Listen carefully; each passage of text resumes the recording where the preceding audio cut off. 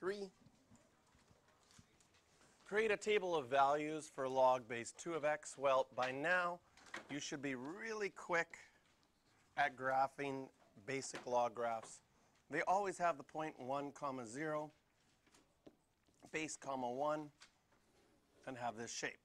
Now, if you were making a table of values for this, you know that you have 1, 0, 2, 1.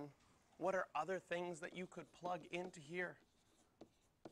That would be easy to solve for without a calculator. Remember, logs solve for exponents. So if I wanted the answer to be 2, what would have to go in for x? 4. If I wanted the answer to be 3, in other words, I want my exponent to be 3, 8 would have to go in for x.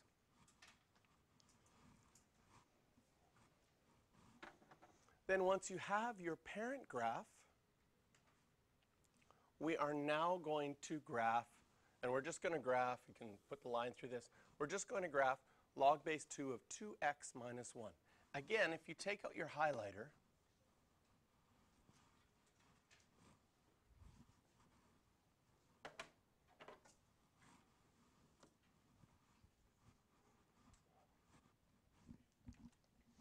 so you might want to highlight the fact that this base 2 is part of your parent function. It's not a transformation. So now when we go to graph, boy, all that time, all I wanted to highlight was that little 2. Now when we go,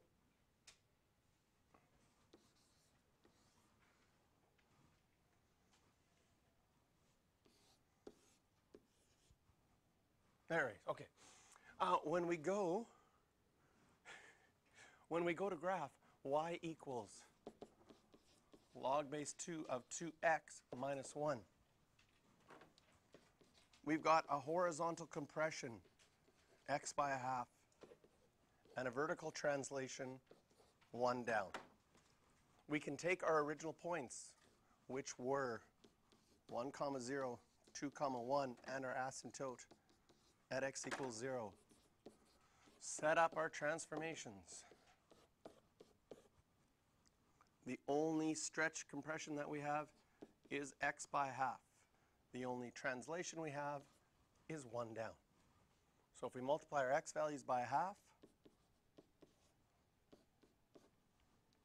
and then if we move things 1 down, what's going to happen to our vertical asymptote at x equals 0? The only thing that's going to change it is if you move things left and right. We don't move things left and right. So it stays at x equals 0. And then when we go to graph,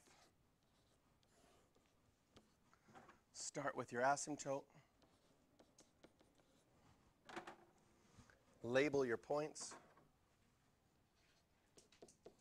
1, 0.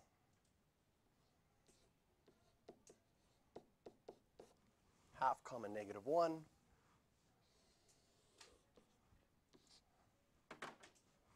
And draw your graph.